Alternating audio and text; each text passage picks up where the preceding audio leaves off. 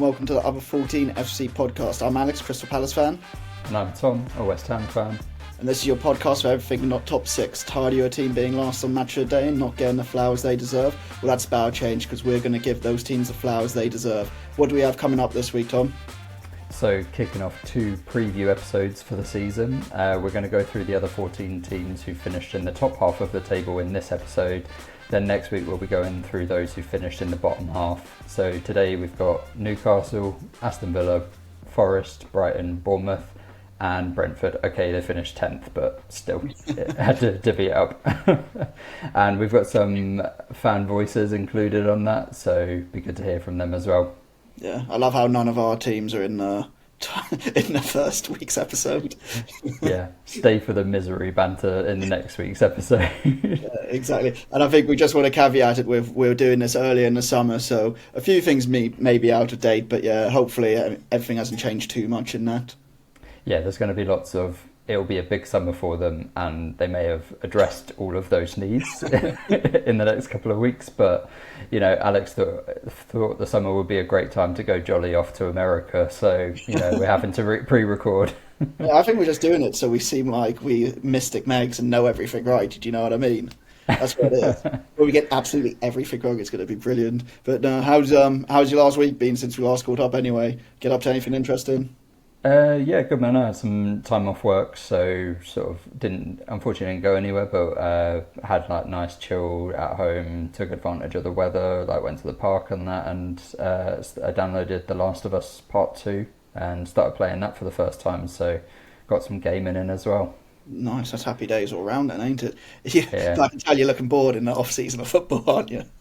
I'm just trying to find any different thing. I'm 6 seasons into Football Manager now, and it's just destroying my laptop.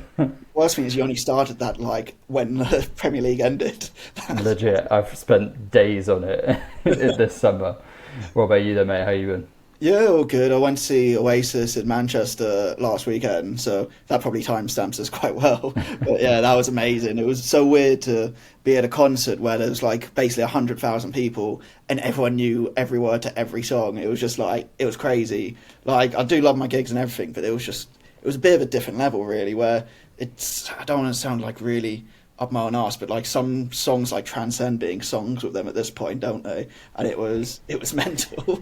Yeah, I'm not an Oasis fan, but I can appreciate and understand the sentiment and the atmosphere being a bit special at those. Yeah, and because it was homecoming in Manchester as well, it was awesome. But then the maddest thing I've discovered since the football season's finished, I've lost 6 kg, and I was just there thinking, how has this happened? I was like, oh yeah, having fry-ups and unlimited pints and fried chicken all weekend has probably helped me out here.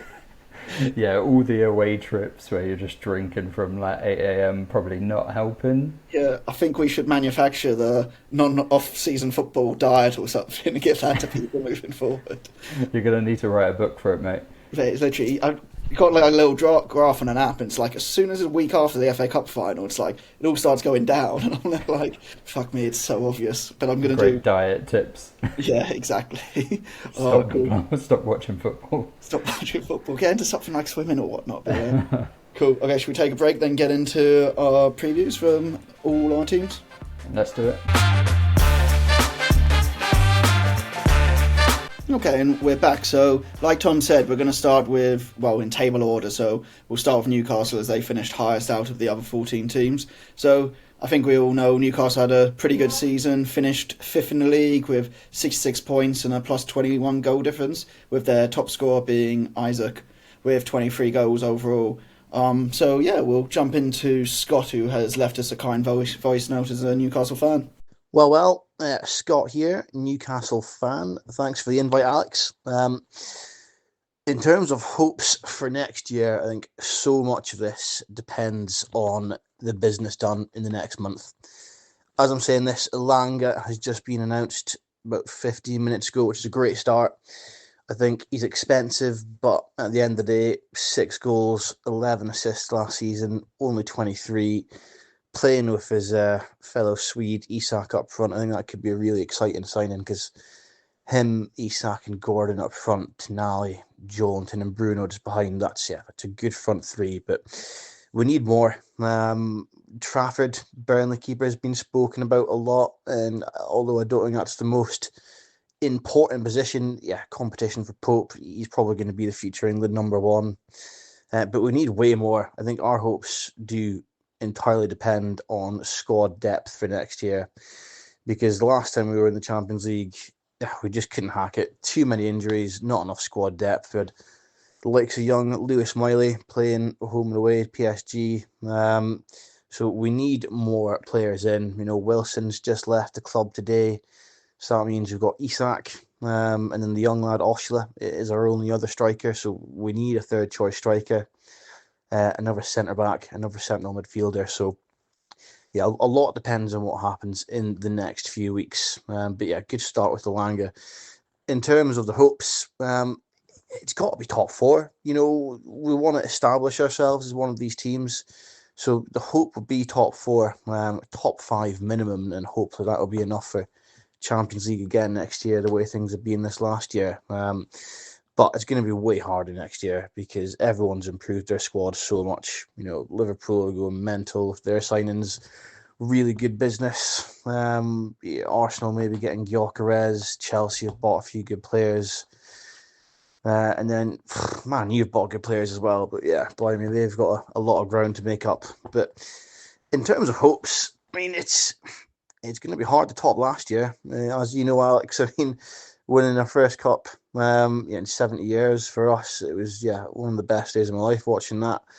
So it'll be hard to top that. Champions League football as well, it'll be hard to top last year. The hopes would be top five minimum, another good cup run. Hopefully go a bit deeper in the FA Cup this year. We had an unlucky loss to Brighton last year because Gordon got himself sent off for being a dafty. And then the Champions League, absolutely buzzing for that. Cannot wait to see the fixtures for the Champions League. So hopefully some good fixtures in there and go deep like Villa did, maybe the quarterfinals or something like that. And then the Tyne Weir derby has to be a double. Buzzing for those games. But top five, good run in the Champions League, another good cup run.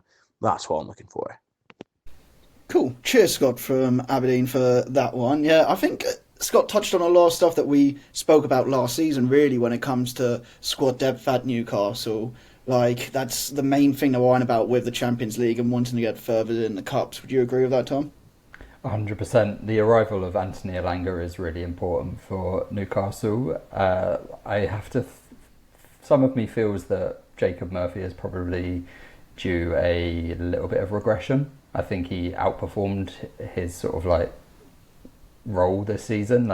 He had a really, really good season, but is he going to be able to repeat that next season? Unlikely. So bringing someone of Elanga's quality in on that right side when you have the options of Barnes or Gordon on the left side, I think that's just going to really improve competition for places, increase the squad depth. But as Scott says, there's quite a bit more sort of depth improvement that they need to do. We've sort of said multiple times, they've got the best midfield three out, challenging with the top six. They've got one of the midfield threes that some of those teams might want as well. But they don't have many depth behind it. Like Scott's saying, of Lewis Miley having to play against home and away against PSG in the last Champions League, and they have not really done a lot to replace sort of backup level players. But with the Champions League, and as I think Scott alluded to, the expectation and really the hope is just pretty much same again. They had such a good season. You're right about the expectation and stuff, really, because he's even pointing out clubs like Arsenal, Chelsea, and Liverpool as the ones they're now competing with because of the steps they've taken in the past few years. And it's crazy to think now of Newcastle, isn't it, from where they were to where they are now. They have to be looking upwards, but like Scott says, how do you improve on top of a domestic cup and Champions League in one season? Well, obviously the Champions League is going to be the star of the show, and if they can get to the quarterfinals of that, maybe they'll take that, having just won a trophy last season rather than winning another domestic trophy. They might, usually I'd say go for the trophy. The success will bring you sort of lasting memories and stuff. But coming so freshly off the Carabao Cup win last year, they might think, well, we'd rather actually a deeper run in the Champions League. It's a little bit more glitzy and glamorous, and might suit sort of Newcastle where they want to be. Yeah, that makes complete sense to me, in all honesty. I mean, there's word of them wanting to move to a new stadium as well. So you think they want to be securing some Champions League money for the next few years to, well, to be fair, does that money help out with PSR? Because I was talking to Scott recently actually about it. It's like they've got all that money, but they can't actually spend it because of PSR issues. Well, yeah, exactly. They've got, but it will be because it will be income. So like the Champions League income will be sort of able to count against that, so they need to. And they have been doing so, but they need to build consistency in both like the league and in Europe, and become because that's where they want to be. That's where the finances should be, and it's obviously in a PSR world taken a little bit of back and forth rather than we've seen previous clubs manage to do it before PSR sort of thing, and they could break that barrier maybe a little bit easier. Whereas now they've got to toe the line a little bit more carefully. But I think Scott has nailed it on with sort of like getting the midfield reinforcements in, getting the forward reinforcements. There's also probably a couple of defensive ones that I'd point out as well. Like I think Livramento and Hall are excellent fullbacks, but beyond them, you've got an aging Trippier was kicking around. Like I think Matt Targett is still contracted to the club. Like Hall had a really serious injury, and you can play Dan Burn over there, but it's like you're juggling players around rather than having quality backups, which in the Champions League and domestic cups, what they want to be achieving, you kind of need two players for each position. So I think that's also where like James Trafford comes into like Newcastle's thinking. Yeah, I mean, it touches on what we spoke about last week with, obviously, it was Alex from Burnley, wasn't it, about keeping hold of Trafford. And I guess we did have the dilemma of if he comes up for Burnley, does he have a strong season or does he revert back into that season he had last time with company's tactics, which I don't think will be the case. But then if he goes to Newcastle and he's back up to Nick Pope, I feel that probably gives him a stronger foundation to like actually learn to play the position, learn a bit more about the Premier League and come out stronger if he is playing like a League Cup game here, maybe an FA Cup game here. Would you agree?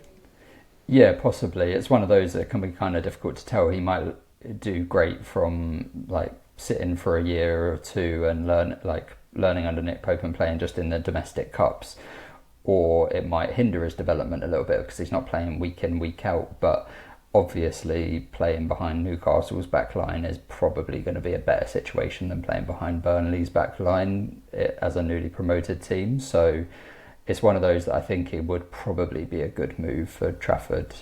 Yeah, I'd agree with you on that one. One thing I don't agree with Scott on, I told him this to his face, to be fair as well, I think they're getting beaten home and away by Sunderland in the derby this year. I think that's the one thing that's nailed on for this season, no matter what. I think last week you said Sunderland are going to get Conference League football, so they've got to get some points from somewhere. No, I think I even said last week that's two games that they're certain to win no matter what. But, yeah. Oh, cool. Anything else you want to touch on from Newcastle? I think Scott covered quite a lot there, and I think we've picked the bones out of it quite well as well. Yeah, let's move on to Villa. Yeah, nice. Okay. So do you want to introduce Villa this time? Sure. So Villa obviously finished 6th with final day heartbreak last year, so missing out on the Champions League and finishing in a Europa League spot with 66 points and a +7 goal difference, and their top scorer was Ollie Watkins. Nice. And we have Steve from Birmingham to run us through with a video note for us. I think the feeling is mixed throughout the fan base, to be completely honest. I think the demands of European football over the last couple of seasons really did take its toll towards the end of the season. Not only last season, but the season before. If you look at where we got to in the Europa Conference League and sort of falling short, but we also pushed for Champions League football. But I think the demands of Champions League football certainly took its toll last season. But I think it really did show how competitive we can be in European competitions. And also the rotation of the squad was excellent last season too. I think if we can keep the core of our key players, like Martinez is a huge one. If we can keep him, that'd be excellent. If we can keep Kamara, that's also a very, very good coup, but also Morgan Rogers. But I can't see us wanting to cash in on him. I think the fact that we've been managed to find a loophole and sell the women's team to ease the PSR concerns is excellent. So I think you can see us look to strengthen the squad towards the start of the season. If we can add some good attacking players particularly, and also I think we need another centre half and particularly a right back, then I think we can be competitive. I think in hindsight, not getting into Champions League football or not getting into the Champions League is probably, it's not the worst thing in the world, because realistically we're never going to win it. But I think the Europa League gives us a really good platform to see if we can really push on and win that and fight for silverware. But the fact that we've coped with the demands of European football and have had two really strong finishes in the Premier League thinks that, or certainly suggests that we'll be in a position where we'll finish strongly again this season. But it's going to be competitive. I think that we should be in the top six again, but let's hope this is the season we can win something. If Spurs can win the Europa League, surely we can win it too. But let's see where next season brings us. But certainly hopeful. So up the Villa. Cheers, Steve. What a lovely young gentleman he seemed like from that. What were your takes on everything Steve was trying to say there, Tom? Yeah, I completely agree with Steve's opinions about Villa. I think the bright lights of the Champions League sparked up Villa Park last year. I think they left a lot of lasting memories, and I think dropping down into the Europa League might be beneficial. I think it's Unai Emery's competition, isn't it? I think he won it 3 times with Sevilla. Well, I want to caveat that now Palace have dropped out of the Europa League, they're confident because they ain't going to play us again. I literally got messages from him straight away being like, "Oh, we're going to win it now because we ain't going to face you in it." But yeah, I think you're right. Like you say, it's Unai's tournament, and it gives them a chance to get a European title. And if they got a European title, knowing what Villa Park's like, my God, that would be immense for them. I know, obviously, what was it, the game against PSG, you see it rocking there, but I guess you know better than most people as well. Getting a European trophy, no matter what it is, it changes the feeling in the fan base, and it's just an unforgettable moment. 100%, and I think the Europa League in recent years has got quite strong. I think obviously last year was maybe a little bit of a down year with the final being a boring one between 2 of the top 6. But some of the nights West Ham have had against Sevilla, against Bayer Leverkusen and stuff, the Europa League puts you up against interesting teams across the continent, and I think Villa will absolutely love that. I think as we saw with the Champions League, they really took to it and they really enjoyed those nights. And the one thing I will say is Villa need to aim for more consistency in the league. Mm-hmm. If they're going to finish in the top 6, as Steve has pointed out, then they're going to need to improve on what they struggled with in the first sort of half of last season, where they kind of maybe let their league form drop a little bit and prioritise Champions League nights. But that kind of made them pay at the end of the day. Obviously, we know the last game of the season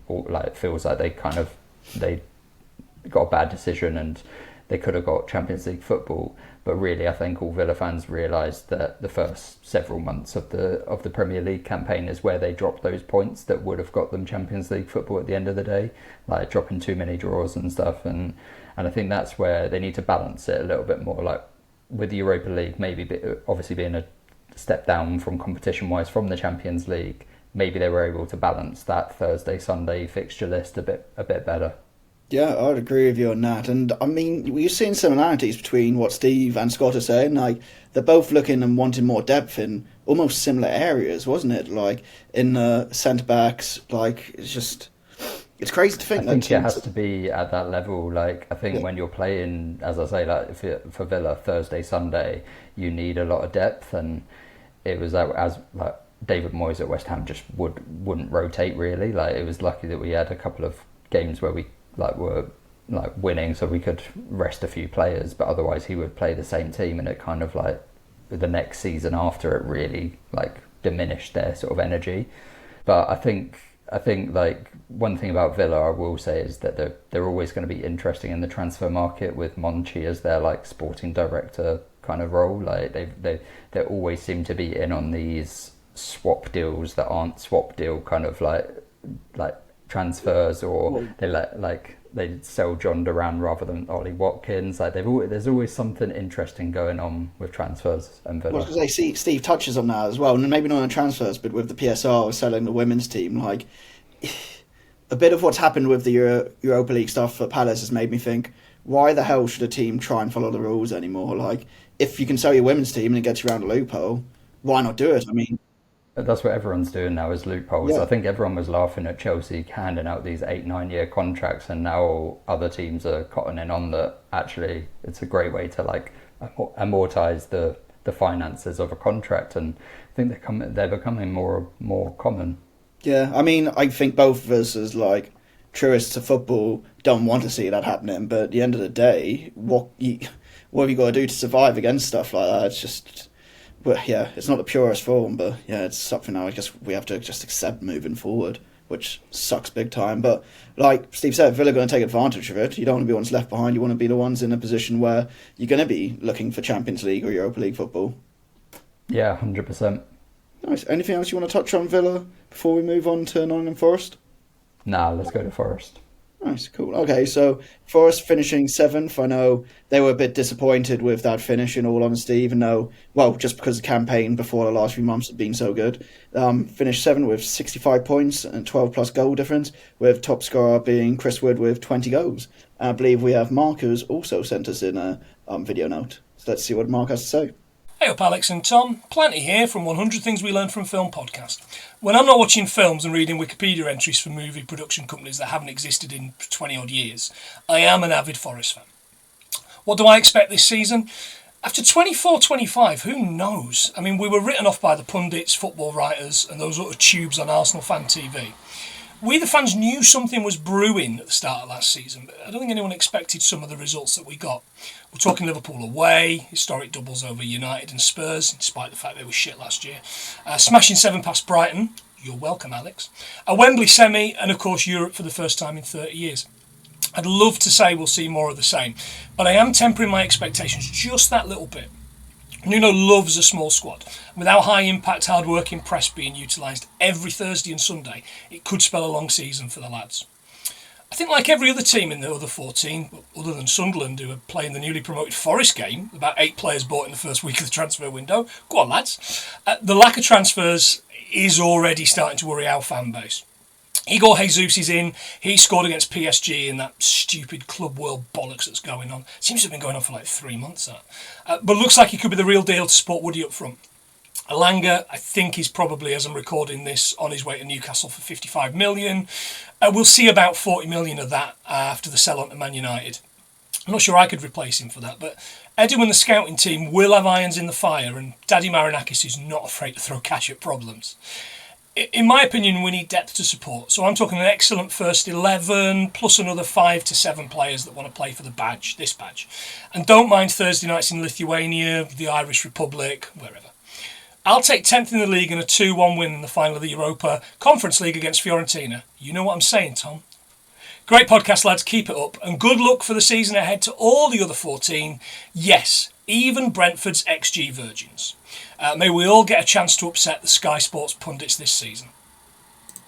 Amazing. Cheers, Mark, aka Planty. And yeah, so if anyone's interested in Mark's podcast, 100 Things We Learned from Film podcast, we'll get Tom to stick that in the show notes for you moving forward. But yeah, a lot of good insight and a lot of nice things there from Mark for both of us, in all honesty.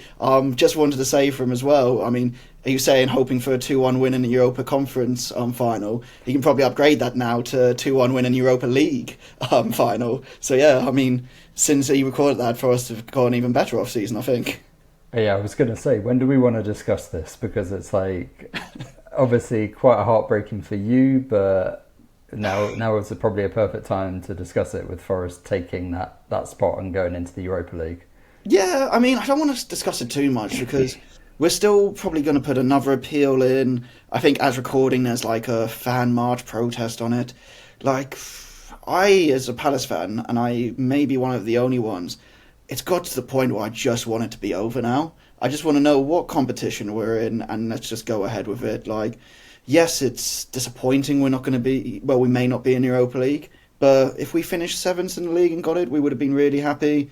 It's just, yeah, I try and turn off from football as much as possible a bit in the off season, but this just chugging along for weeks, and then I lost complete, like, not care, but real interest in it when it went to the Lyon, like, getting relegated from Liga and then going to DNCG and shit like that, and Texter's money. Like, Texter is the reason we're not there because they missed the 1st of March deadline, but it all doesn't feel very pleasant or nice either, really. It's all just like, it's obviously left a bit of a sour taste in the mouth, but I just want us to know what league we're in, and we'll go ahead with it. Like Mark said, in a lot of that as well. Like, I don't mind league away days in Ireland or in AEK Limassol. So my family are from Cyprus, like Limassol as well. If I got an away day there, like, that'd be amazing on a Thursday night for me. There's still big teams in the Conference League as well. There's like Fiorentina in there, Besiktas.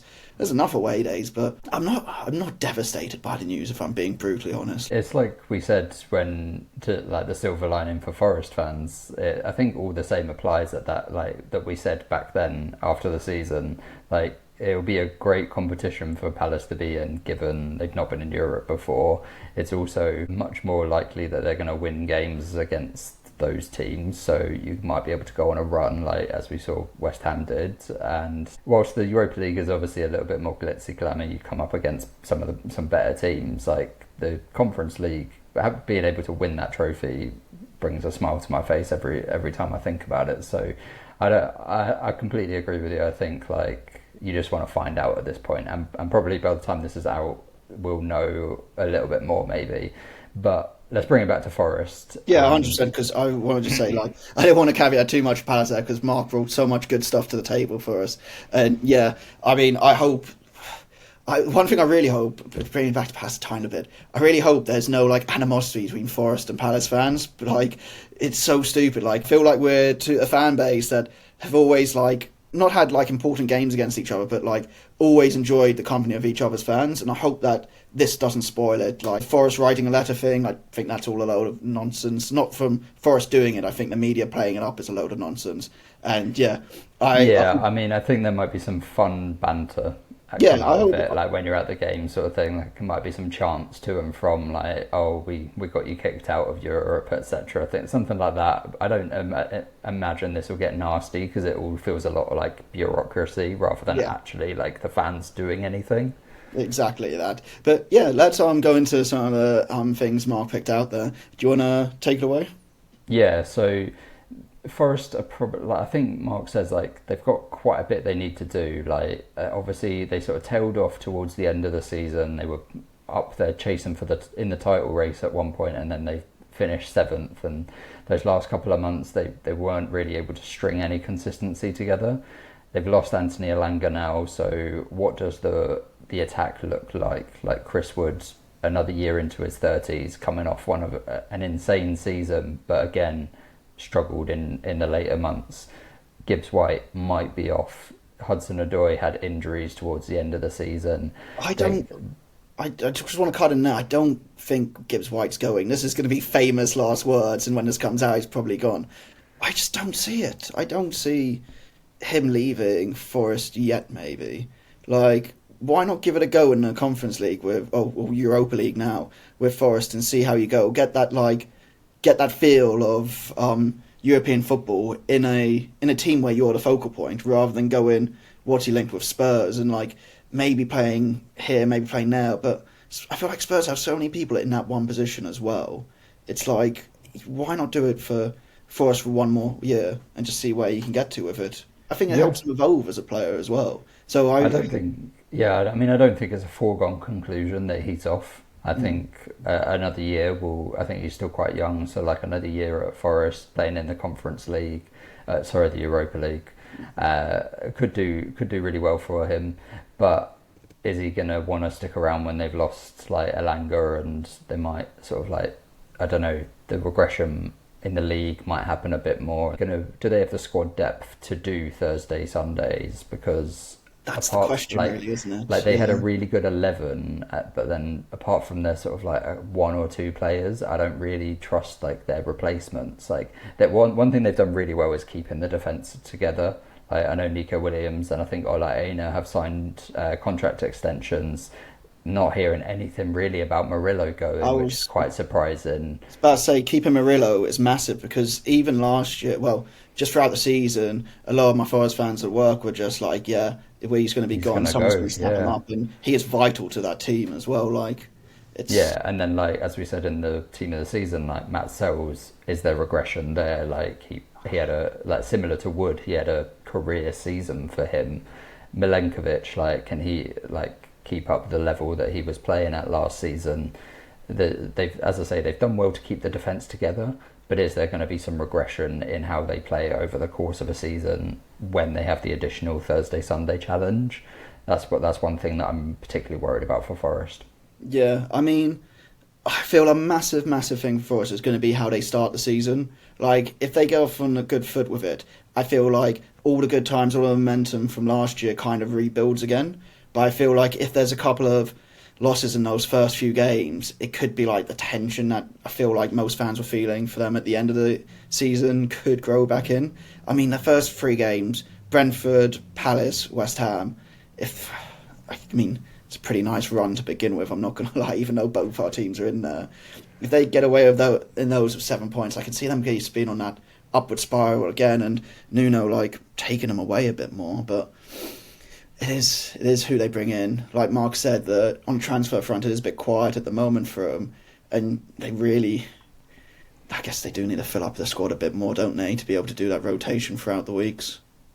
Yeah, exactly. I mean, they're looking to like the Brazilian market quite a bit, but is that like the best market for players to come in and kick on straight away, or will they often Brazilian players take a while to settle? Like so, That market's from Botafogo, all of John Textor's players, because John Textor, Marinakis have like this weird bromance of selling each other players, even though this is what I mean about it being such a weird, bullshitty we're thing. not going into the Omar Bamadeli conspiracy theory.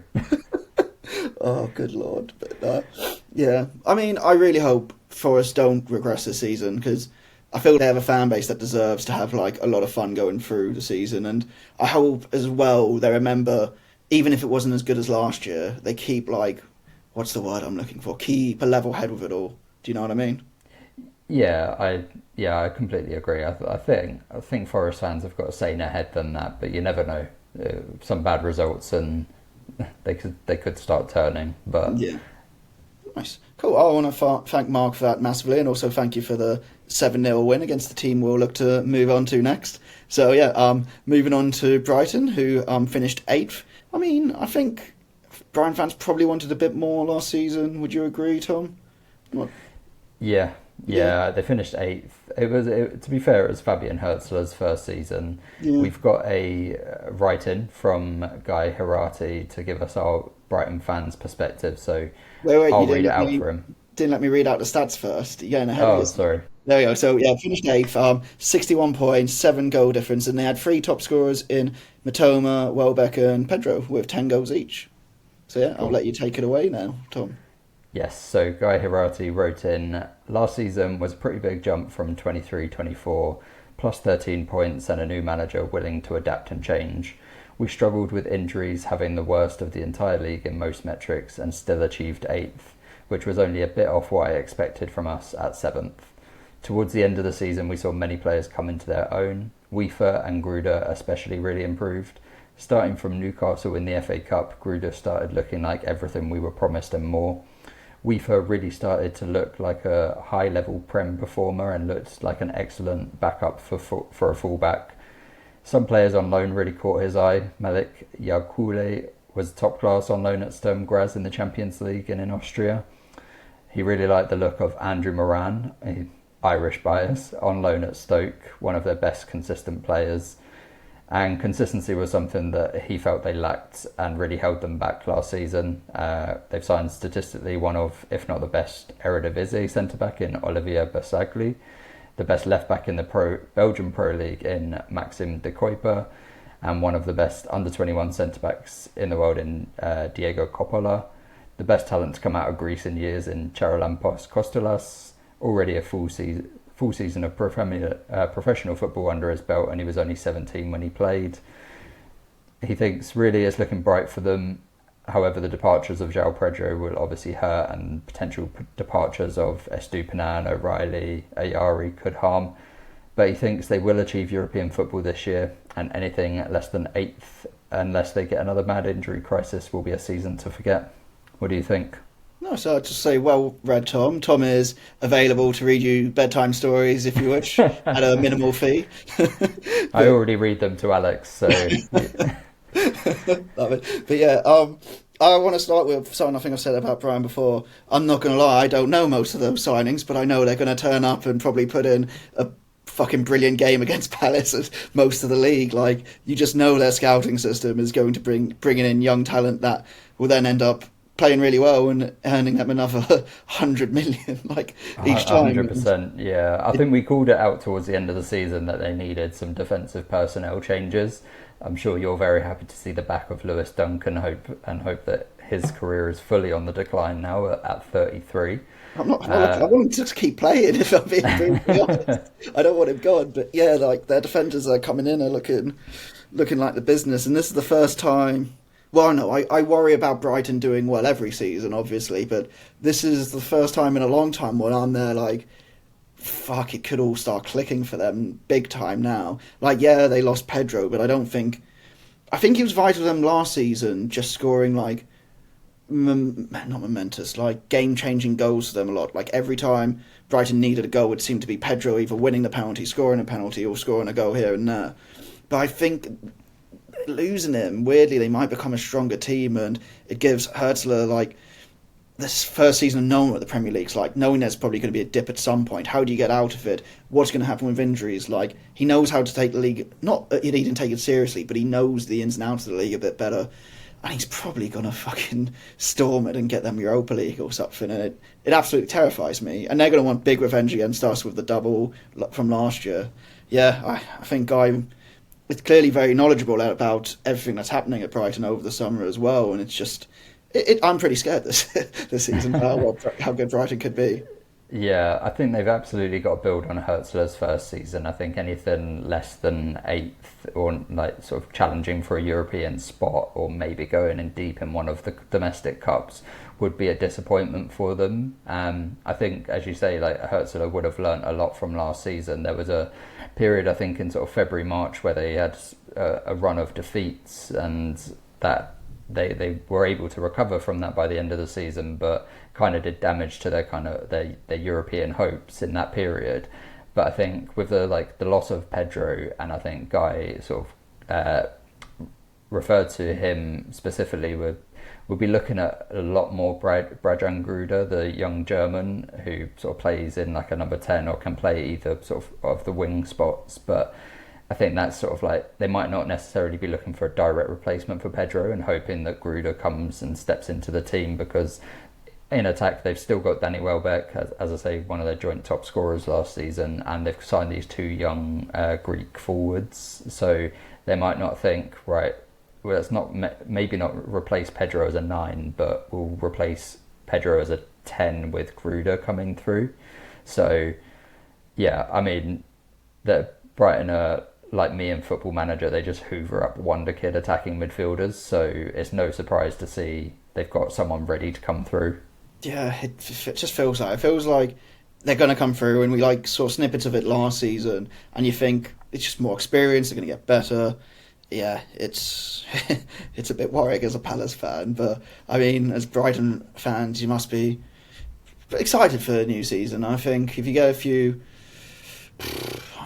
good results at the beginning, it could be fucking flying away with it. I'm trying not to sound so pained in my voice, but it's one of those things. It's so obvious from the outside looking in, isn't it? That it's a very, very well run club, and yeah, pains me to say it.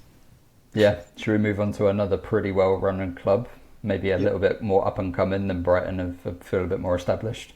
Yeah, so moving on to Bournemouth, who finished 9th last year with 56 points and a plus 12 goal difference, with their top score being Clivert with 12 goals altogether. Unfortunately, we weren't able to get a voice note or anything written in from Bournemouth fans, so you'll have to unfortunately listen to our thoughts on it. But yeah, I mean, yeah, I think you've stated in your notes. I'll let you take away basically that probably the most worrying thing for Bournemouth in the off-season. Yeah, I mean it's what the changes, the amount of changes and how key the changes have been in defence. Like losing Kirkes and Huijsen is like two of your back four. That's so like trying to replace them. When you're a team who try and look for young talent to come through as well, trying to replace them yearly is a really difficult thing. And especially trying to replace good young defensive talent. Huijsen's replacement has come in Adrien Truffert from Rennes. Like that seems like a decent signing. Like French league to the Premier League is generally quite a easier transition, I believe. Like it sort of seems like they do a lot better than some other leagues. So Truffert is another like talented young player. I imagine he's got the energy to play in Iraiola's system, like sort of bombing up and down the left flank. But where they replace Huijsen, I know they have Marco Senesi and Zabani currently at the club, but you need at least one more like top quality centre back. Given Huijsen replaced Senesi in the sort of like last half of last season, they have made a lot of money from these outgoings. So I think Huijsen was 50, I think Kirkes was about 40, 45 maybe. So you're looking at almost 100 million from two players. They've re-signed Antoine Semenyo in the front line, so it doesn't seem like there'll be many changes go in the forward area. So it's more like just about the defence and seeing if they can retool in that part. Yeah, I'm not going to lie. Like, what's happened with Bournemouth in the off-season is my worst nightmare that I would ever have for Palace in an off-season. Like, I don't mind losing, like, forward players or whatnot. Losing, like, your strongest defensive players, your keeper, just like that spine, like, because I don't want to be doom and gloom for Bournemouth if I'm being brutally honest, but that's what you build a foundation on to stay in the league. Like, you can lose forward players and still stay in the league through your defence. If you lose your whole defence, then you've got to start really like panic signals going off. And like, even if you do get all that money for it, how you can't trust that you're going to spend it that well across that many positions. Do you know what I mean?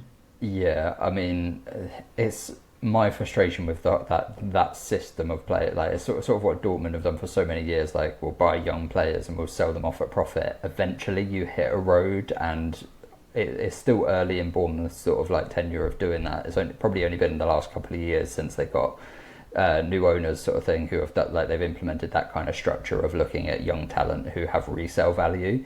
But eventually you run into a situation where you can't replace them, so they might see some regression this year if they can't get the right young player in. Like replacing a player of Dean Huijsen's quality, even though he is so young, like is a really difficult challenge. Like I think Truffert to Kirkes will probably, I believe it will be a lesser, like I think that's a good enough sort of like replacement, and the drop off might not be that bad, but I'm not seeing a lot of like encouraging signs about who they might replace Huijsen with, and they might have already done so. It might be really impressive, but that's going to be a really, really key position to replace. And then, as you say, also Kepa's gone, and like he had such a good season for Bournemouth last year, and they've seemingly replacing him with Petrovic from Chelsea, and it's like, okay, that's a bit of a gamble maybe.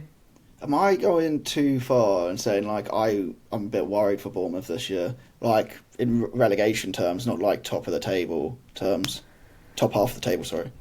I wouldn't be as worried for them. I think the one thing that we have to give them credit for is keeping Iraola this season, because doubtless there were clubs looking for a new manager who would have knocked on Bournemouth's door. You say that, but I feel like a lot of managers were all linked towards that Spurs job, and it was like it could have been anyone out of Iraola, Glasner, Frank. Well, I did read that Iraola was asked, he was asked if he was interested, and I think he said like he wanted to stay put at Bournemouth maybe for at least one more season.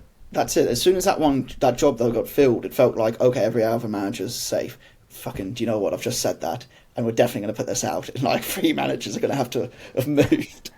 God damn. But yeah, I am a bit wide for them, but I guess we'll get more into that into our predictions pod just at the beginning of the season. Anything else you want to touch on Bournemouth before we move on to Brentford? Nah, let's go to Brentford. Nice. Okay, so Brentford finished 10th with 56 points with a +9 goal difference, and they had top scorer in Buemo with 20 goals altogether, who, as we speak, is currently still at the club. But yeah, we'll see how that changes over due course. And yeah, so we have our resident Brentford fan, Jamie, who's given us some insight on how he thinks Brentford are going to do in the season. What am I expecting for the upcoming season? Well, I'll start by saying that generally I'm quite an optimistic football fan, which is not obviously the case for everyone. So I'll sort of start by saying that I think generally the feeling across Brentford fans for the upcoming season, from what I've seen on socials and from talking to people, is slightly less optimistic than it has been for the last few years. Pretty simply put, like losing such a successful manager and a lot of backroom staff in Thomas Frank and his assistants to Spurs, and then our other assistant Klaus Norgard, who I don't believe has another job yet, along with the probable loss of Brian Mbeumo, the probable loss of captain Norgard to Arsenal, and then some rumours flying around about some certain other players. Of course, that's a big chunk of the spine of your team gone, and in such a successful stint from a brilliant man manager and tactical manager as well, in my opinion, like of course you're gonna lose out from that. So it's understandable that people are slightly more concerned. And when I say concerned, I don't think too many people are stressing out about relegation. I'm certainly not. But of course, like the upward trajectory that we've been on for a long time might be at risk. Personally, I am more optimistic. I usually am. Brentford is such a brilliantly run club from top to bottom that my default is to trust the owner, the director of football, in all the decisions they make. They haven't really led me to not believe them for any period of time, for a long period of time, actually, even back to the League Two, probably League One. League Two might be pushing it days. 2009 was the year we got promoted from League Two. So, what's that? 3 promotions in a very short space of time. But yeah, I think with Keith Andrews in charge, we've got a complete unknown. It's impossible to comment in terms of his background, because he doesn't have one. And the guys we're bringing in, we're recruiting from within essentially to be with him. So all you can look at, or I like to look at, is the success in which we've recruited from within before, and that essentially the club almost runs itself. That's very simplistic, but the club finds a way of maintaining its presence and maintaining its way of doing things, kind of regardless of who's in charge as head coach. And that's the thing that keeps me mostly optimistic. And we've got some seriously good players. We need to keep hold of Collins, and we need to keep hold of Wissa ideally. But yeah, we've got some seriously good players and already some good signings, and Keller and a few others knocking on the door. So very optimistic. Bring on the season. Awesome. Thank you, Jamie, there. Jamie in Melbourne now. I want to wish him luck on his journey to become a semi-pro golfer, which he's working on quite hard, I know, at the moment. But yeah, I think a lot of stuff with Brentford at the moment is, well, in all honesty, now we've got to like 8th, 9th, 10th. There's a bit of a trend with teams like trying to hold on to players, isn't it? And I guess that's pretty expected, I guess, because as soon as you do well in those parts of the tables, the teams at the top look to be like taking everyone they can. Yeah, this summer in particular, it feels like the other 14 are getting raided quite a bit. Like maybe it's just because we're doing the podcast and we're a bit more sort of attuned to what's happening in the other teams and the players going off. But man, it feels like the Sky Sports 6 are like cherry picking some of the best players in the other 14, right? I think it is happening more than usual. It once again just doesn't seem fair with it all. But it all comes down to like the model of your club and how you are prepared for that shit to happen, if it makes sense. So like using Palace as an example, yes, we have these release clauses for players, but they're done in such a way where it's like, okay, this team is going to come in, we're not going to accept less than that, and we're going to make it tricky as hell for you to like do it. Because like Arsenal fans at the moment trying to get Eza, they're all being like, oh, we'll give you 40 mil. It's like, no, his release clause is 68 mil. He can happily go, just pay the money. And they're like, nah, we're not going to pay that. I was like, well, fuck off then. But yeah, I feel like Brentford have done well to hold on to Embremo this long. Like, they must be doing something right with how much they're sticking firm on how much they want for him, aren't they? Like, actually, I saw in the press, it's basically like, no, we don't have to sell him. We want this much money for him. You're going to pay it for him. And yeah, it's good to see Brentford's model working in that way. But also, I'm worried for Brentford's model this time because it's the first time it's going to get stretched in the Premier League with new management, and it's just like they're going to be trying to play the same system because, from my knowledge, they're a club where it's not really it's really not about the manager. It's about a coach who plays a system that they've embedded like throughout everything in their system. And it's just going to be interesting to see how that actually happens. Is it just all going to click and they're going to keep going along, or is it going to be a few losses at the beginning of the season and then panic, bring in a manager who can maybe stable the ship? I don't think Brentford will do that, do you? No, I don't think so. I think Jamie hit the nail on the head, and kind of what we mentioned when we sort of discussed the Thomas Frank departure. It's like Brentford have got so much goodwill in the bank with Brentford fans, and the way that they've run the club, the way that they brought Thomas Frank into the fold, the way that they've replaced players like Ivan Toney, etc. Like throughout the years, like Ben Rama, Watkins, and all of that, that you kind of have to give them the benefit of the doubt and trust them right now and say like, right, whilst we're both a bit pessimistic fans, if you had taken this situation, put it at West Ham or Palace, we'd both be losing our shit right now and thinking relegation is I wouldn't be doing this pod with you. I wouldn't want to talk about football. You'd be in a dark room crying. Yeah, exactly. But when you put it in Brentford's situation, losing the manager, losing key players, you have to, until we see that they're not able to do that, which everything points to this being the time that it blows up in their face. Like the such a big managerial loss and such key players, such like important, talented players, losing that, everything would point to this blowing up for Brentford and them struggling this season. But until we see it, I'm not going to say that they're going to be struggling for relegation. Like, I was talking to a Brentford fan at work about this, and he was like, who's the new manager? It's Keith Andrews, isn't it? Is that his name? Keith Andrews. Yeah. So he was like, I can't believe we've replaced like Thomas Frank with Keith Andrews. And I'm there like, yeah, but didn't Thomas Frank get the job by being like an assistant to the manager, who was a Dean Smith at the time? Smith, yeah. Yeah, so he was assistant there, and then he slotted in and brought you there. I was like, surely it makes more sense for you to get the manager that like knows the system, he knows the ins and outs of it all. I think losing the backroom staff of Thomas Frank might be a bit worrying, but I don't know the ins and outs. Maybe that happened with Dean Smith as well. Like, surely it's more beneficial to have him there, slot in, keep the team doing what they're doing. Yes, you may lose personnel, but I'm sure Brentford will have people to come in for that personnel. I think that's a lot better than they're being linked with Scott Parker, and I think he comes in, and then it's about him, and it kind of ruins that whole club dynamic. Do you know what I mean?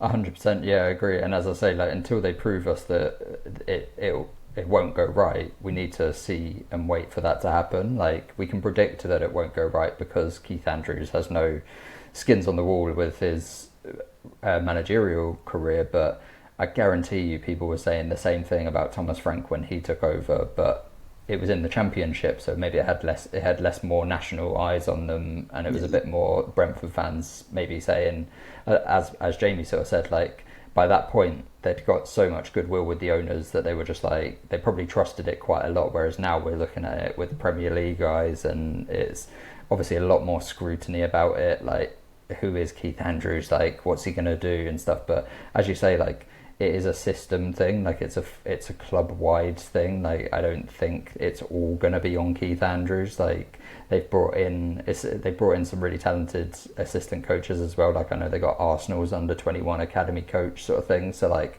they brought in like a good staff to replace what they had lost, but in that keeping that coach from within, promoting him to the head coach role. Hopefully, they're banking on the consistency of that keeping them going. But if we turn to the sort of like the playing staff as well, like losing Christian Norgard to Arsenal, that's really killer. They've signed Jordan Henderson as a replacement, and that doesn't feel like a Brentford signing for me. Like, it feels very much like almost like a panic. Like we need some experience. We need like an experienced midfielder in the fold. Like, let's get Jordan Henderson. That one I really didn't get. I wanted to touch on like the Norgard sign to Arsenal, which I thought was a weird one. Not because he's not a good player. I was just like, I don't see Brentford. Like, I don't see why Brentford sold him. I guess he's quite old, isn't he? Isn't he 31 I think he's 31, yeah. I think at that age, I think Norgard probably said to Brentford, I want to go. Like, it's his last chance of playing at like a Champions League level club. So I don't think necessarily Brentford wanted to stand in his way, because it's also like the last chance they'll probably get to get any sort of money for him. Like, it's not a lot, but at least like it's something for a 31-year-old that they can bring in.